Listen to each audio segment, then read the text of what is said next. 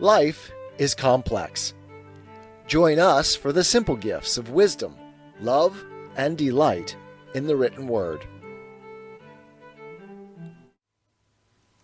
U.S. neutrality in the European War was shattered on December 7th, 1941. That date which will live in infamy, as President Roosevelt asked for and received from Congress a declaration of war against Japan in his famous speech on the 8th of December.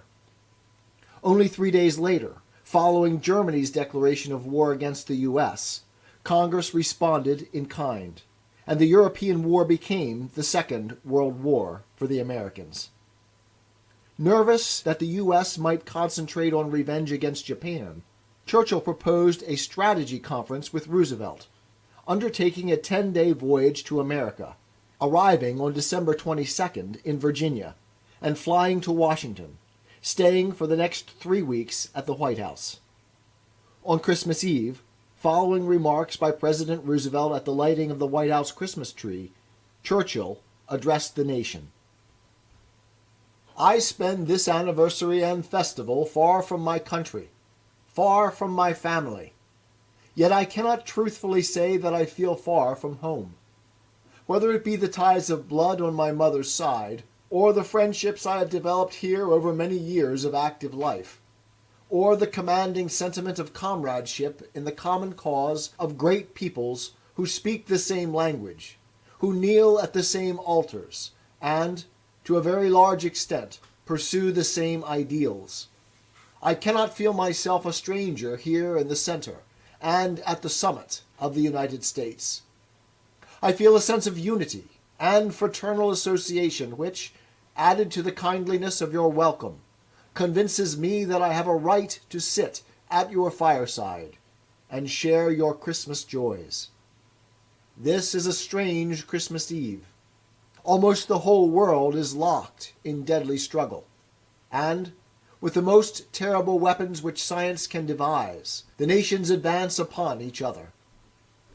Ill would it be for us this Christmastide if we were not sure that no greed for the land or wealth of any other people, no vulgar ambition, no morbid lust for material gain at the expense of others, had led us to the field. Here, in the midst of war, raging and roaring over all the lands and seas, creeping nearer to our hearts and homes, here, amid all the tumult, we have tonight the peace of the Spirit in each cottage home and in every generous heart. Therefore, we may cast aside, for this night at least, the cares and dangers which beset us, and make for the children an evening of happiness in a world of storm.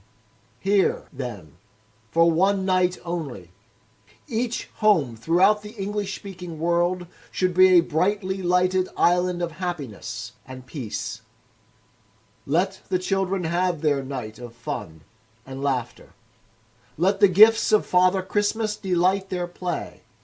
Let us grown-ups share to the full in their unstinted pleasures before we turn again to the stern task and the formidable years that lie before us, resolved that, by our sacrifice and daring, these same children shall not be robbed of their inheritance or denied their right to live in a free and decent world. And so, in God's mercy, a happy Christmas to you all. 'Tis the gift to be simple. 'Tis the gift to be free. 'Tis the gift to come down where we ought to be. And when we find ourselves in the place just right, 'twill be in the valley of love and delight. When true simplicity is gained, to bow and to bend, we will not be ashamed. To turn will be our delight, till by turning, we come round right.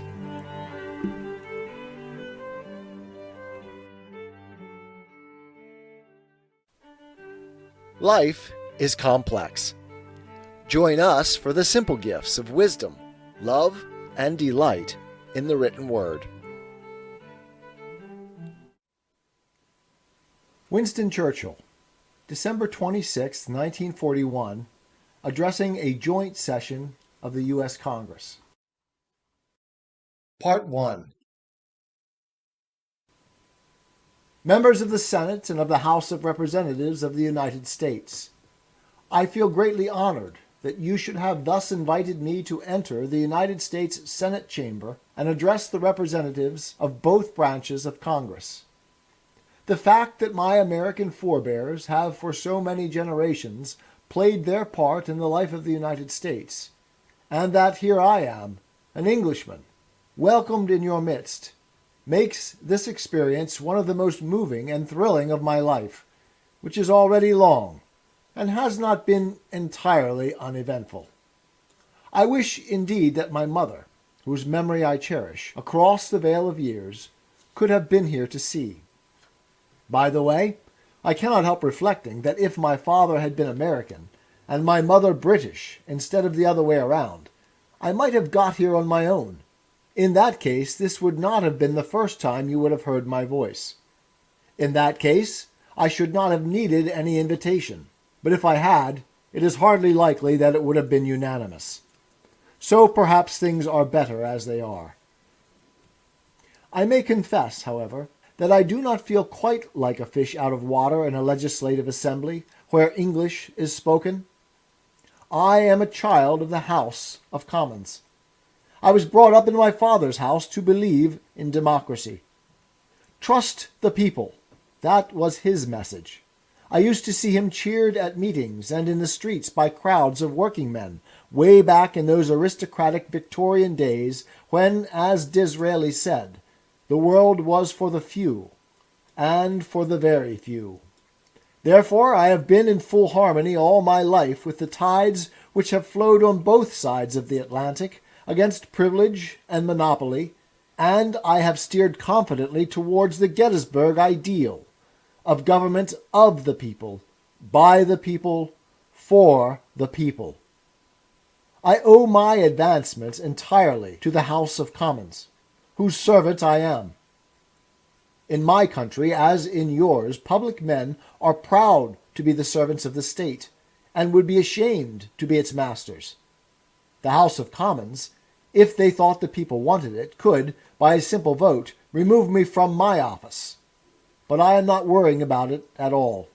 As a matter of fact, I am sure they will approve very highly of my journey here, for which I obtained the King's permission, in order to meet the President of the United States and to arrange with him for all that mapping out of our military plans, and for all those intimate meetings of the high officers of the armed services in both countries which are indispensable for the successful prosecution of the war. I should like to say, first of all, how much I have been impressed and encouraged by the breadth of view and sense of proportion which I have found in all quarters over here to which I have had access. Anyone who did not understand the size and solidarity of the foundations of the United States might easily have expected to find an excited, disturbed, self-centered atmosphere, with all minds fixed upon the novel, startling, and painful episodes of sudden war as they hit America. After all, the United States have been attacked and set upon by three most powerfully armed dictator states, the greatest military power in Europe, the greatest military power in Asia. Japan, Germany, and Italy have all declared and are making war upon you, and the quarrel is opened, which can only end in their overthrow or yours. But here in Washington, in these memorable days, I have found an Olympian fortitude which, far from being based upon complacency, is only the mask of an inflexible purpose and the proof of a sure, well-grounded confidence in the final outcome. We in Britain had the same feeling in our darkest days. We too were sure that in the end all would be well. You do not, I am certain, underrate the severity of the ordeal to which you and we have still to be subjected. The forces ranged against us are enormous. They are bitter. They are ruthless. The wicked men and their factions who have launched their peoples on the path of war and conquest know that they will be called to terrible account if they cannot beat down by force of arms the peoples they have assailed. They will stop at nothing. They have a vast accumulation of war weapons of all kinds. They have highly trained and disciplined armies, navies, and air services. They have plans and designs which have long been contrived and matured. They will stop at nothing that violence or treachery can suggest. It is quite true that on our side our resources in manpower and materials are far greater than theirs. But only a portion of your resources are as yet mobilized and developed. And we, both of us, have much to learn in the cruel art of war. We have therefore without doubt a time of tribulation before us. In this same time, some ground will be lost which it will be hard and costly to regain. Many disappointments and unpleasant surprises await us. Many of them will afflict us before the full marshalling of our latent and total power can be accomplished. For the best part of 20 years the youth of Britain and America have been taught that war was evil, which is true, and that it would never come again, which has been proved false. For the best part of 20 years the youth of Germany, of Japan, and Italy have been taught that aggressive war is the noblest duty of the citizen, and that it should be begun as soon as the necessary weapons and organization have been made. We have performed the duties and tasks of peace. They have plotted and planned for war. This naturally has placed us in Britain, and now places you in the United States at a disadvantage which only time, courage, and untiring exertion can correct. We have indeed to be thankful that so much time has been granted to us. If Germany had tried to invade the British Isles after the French collapse in June 1940, and if Japan had declared war on the British Empire and the United States at about the same date, no one can say what disasters and agonies might not have been our lot. But now, at the end of December 1941, our transformation from easy-going peace to total war efficiency has made very great progress. The broad flow of munitions in Great Britain has already begun. Immense strides have been made in the conversion of American industry to military purposes. And now that the United States is at war, it is possible for orders to be given every day, which in a year or 18 months hence will produce results in war power beyond anything which has been seen or foreseen in the dictator states. Provided that every effort is made, that nothing is kept back, that the whole manpower, brain power, virility, valor, and civic virtue of the English-speaking world, with all its galaxy of loyal, friendly, or associated communities and states, provided that is bent unremittingly to the simple but supreme task, I think it would be reasonable to hope that the end of 1942 will see us quite definitely in a better position than we are now, and that the year 1943 will enable us to assume the initiative upon an ample scale. Some people may be startled or momentarily depressed when, like your president, I speak of a long and a hard war. Our peoples would rather know the truth, somber though it be, and after all, when we are doing the noblest work in the world, not only defending our hearths and homes, but the cause of freedom in every land, the question of whether deliverance comes in 1942, or 1943, or 1944, falls into its proper place in the grand proportions of human history. Sure I am that this day, now, we are the masters of our fate, that the task which has been set us is not above our strength, that its pangs and toils are not beyond our endurance, as long as we have faith in our cause, and an unconquerable willpower. Salvation will not be denied us. In the words of the psalmist, he shall not be afraid of evil tidings. His heart is fixed, trusting in the Lord. Not all the tidings will be evil. On the contrary, mighty strokes of war have already been dealt against the enemy. The glorious defense of their native soil by the Russian armies and people. Wounds have been inflicted upon the Nazi tyranny and system, which have bitten deep and will fester and inflame not only in the Nazi body, but in the Nazi mind. The boastful Mussolini has crumpled already. He is now but a lackey and a serf, the merest utensil of his master's will. He has inflicted great suffering and wrong upon his own industrious people. He has been stripped of all his African empire. Abyssinia has been liberated.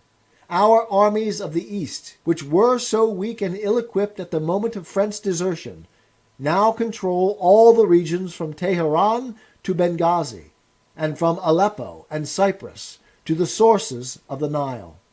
For many months we devoted ourselves to preparing to take the offensive in Libya. The very considerable battle, which has been proceeding there the last 6 weeks in the desert, has been most fiercely fought on both sides. Owing to the difficulties of supply upon the desert flank, we were never able to bring numerically equal forces to bear upon the enemy. Therefore, we had to rely upon superiority in the numbers and qualities of tanks and aircraft, British and American.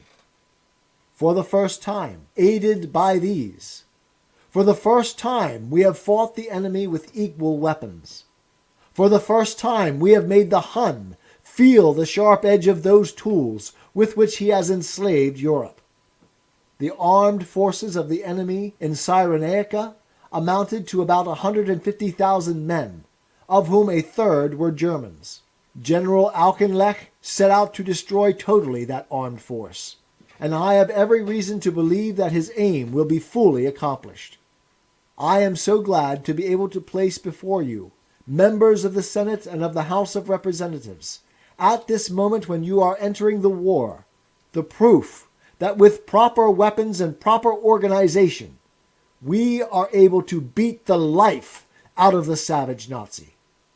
What Hitlerism is suffering in Libya is only a sample and a foretaste of what we have got to give him and his accomplices, wherever this war should lead us in every quarter of the globe. 'Tis the gift to be simple. 'Tis the gift to be free. 'Tis the gift to come down where we ought to be. And when we find ourselves in the place just right, 'twill be in the valley of love and delight. When true simplicity is gained, to bow and to bend, we will not be ashamed. To turn will be our delight, till by turning, we come round right.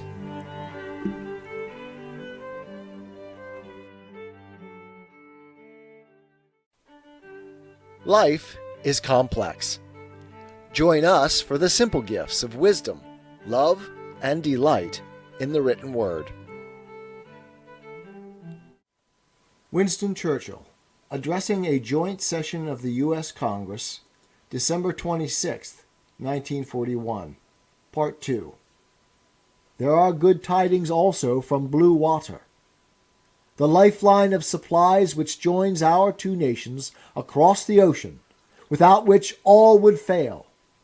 That lifeline is flowing steadily and freely, in spite of all that the enemy can do.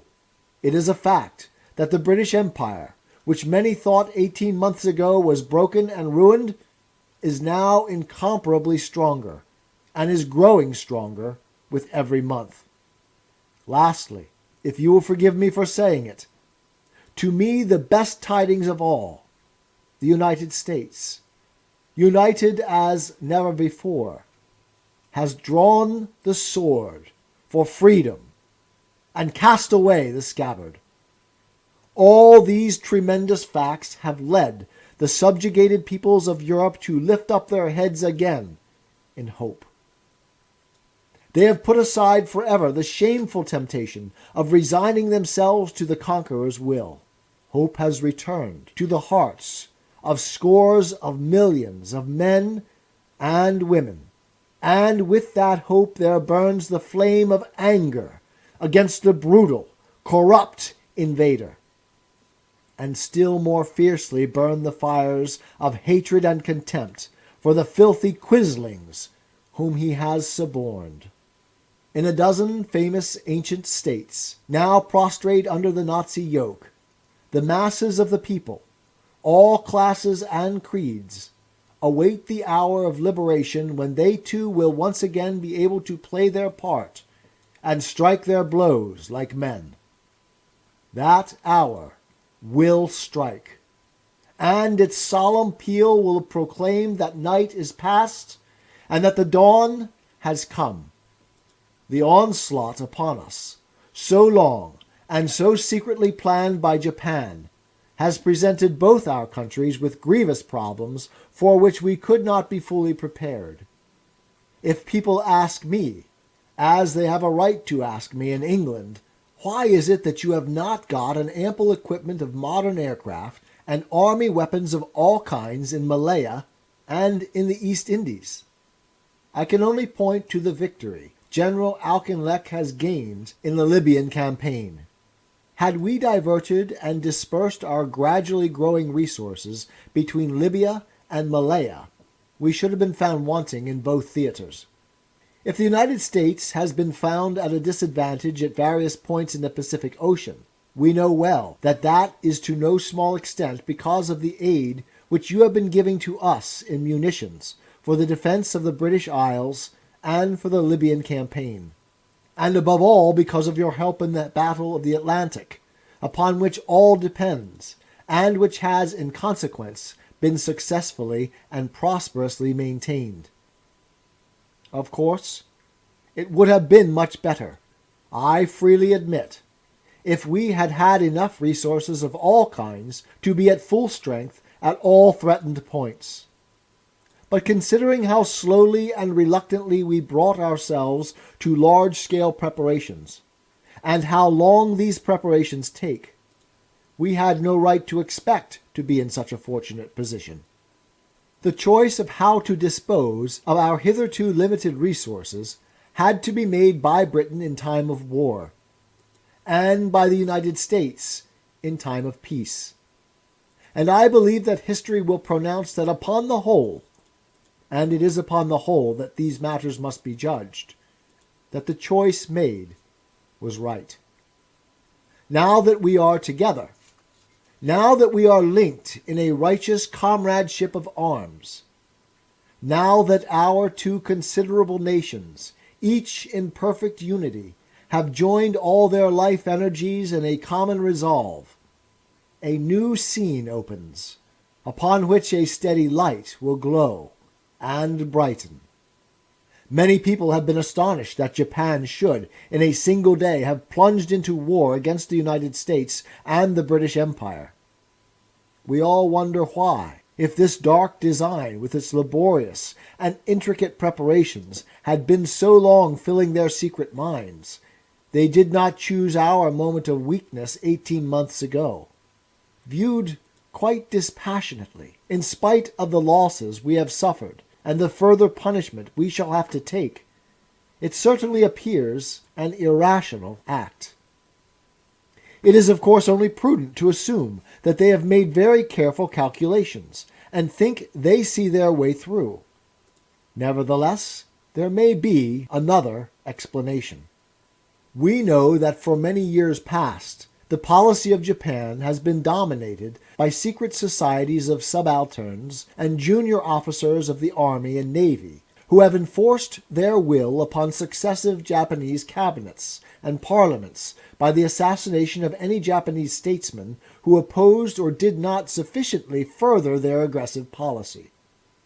It may be that these societies, dazzled and dizzy with their own schemes of aggression and the prospect of early victories, have forced their country, against its better judgment, into war. They have certainly embarked upon a very considerable undertaking. after the outrages they have committed upon us at Pearl Harbor, in the Pacific Islands, in the Philippines, in Malaya and the Dutch East Indies. They must now know that the stakes for which they have decided to play are mortal. When we look at the resources of the United States and the British Empire compared to those of Japan, when we remember those of China, which have so long valiantly withstood invasion and tyranny, and when also we observe the Russian menace which hangs over Japan, it becomes still more difficult to reconcile Japanese action with prudence, or even with sanity. What kind of a people do they think we are? Is it possible that they do not realize that we shall never cease to persevere against them until they have been taught a lesson which they and the world will never forget? Members of the Senate and members of the House of Representatives, I will turn for one moment more from the turmoil and convulsions of the present to the broader spaces of the future. Here we are, together, facing a group of mighty foes who seek our ruin. Here we are together, defending all that to free men is dear. Twice, in a single generation, the catastrophe of war has fallen upon us. Twice in our lifetime has the long arm of fate reached out across the oceans to bring the United States into the forefront of the battle. If we had kept together after the last war, if we had taken common measures for our safety, this renewal of the curse need never have fallen upon us. Do we not owe it to ourselves, to our children, to tormented mankind, to make sure that these catastrophes do not engulf us for the third time? It has been proved that pestilences may break out in the old world, which carry their destructive ravages into the new world, from which, once they are afoot, the new world cannot escape. Duty and prudence alike command, first, that the germ centers of hatred and revenge should be constantly and vigilantly served and treated in good time, and that an adequate organization should be set up to make sure that the pestilence can be controlled at its earliest beginnings, before it spreads and rages throughout the entire earth. 5 or 6 years ago, it would have been easy, without shedding a drop of blood, for the United States and Great Britain to have insisted on the fulfillment of the disarmament clauses of the treaties which Germany signed after the Great War. And that also would have been the opportunity for assuring to the Germans those materials, those raw materials, which we declared in the Atlantic Charter should not be denied to any nation, victor or vanquished. The chance has passed. It is gone. Prodigious hammer-strokes have been needed to bring us together today. If you will allow me to use other language, I will say that he must indeed have a blind soul who cannot see that some great purpose and design is being worked out here below, of which we have the honor to be the faithful servants. It is not given to us to peer into the mysteries of the future. Still, I avow my hope and faith, sure and inviolate, that in the days to come, the British and American peoples will, for their own safety and for the good of all, walk together in majesty, in justice, and in peace. 'Tis the gift to be simple. 'Tis the gift to be free. 'Tis the gift to come down where we ought to be. And when we find ourselves in the place just right, 'twill be in the valley of love and delight. When true simplicity is gained, to bow and to bend, we will not be ashamed. To turn will be our delight, till by turning, we come round right.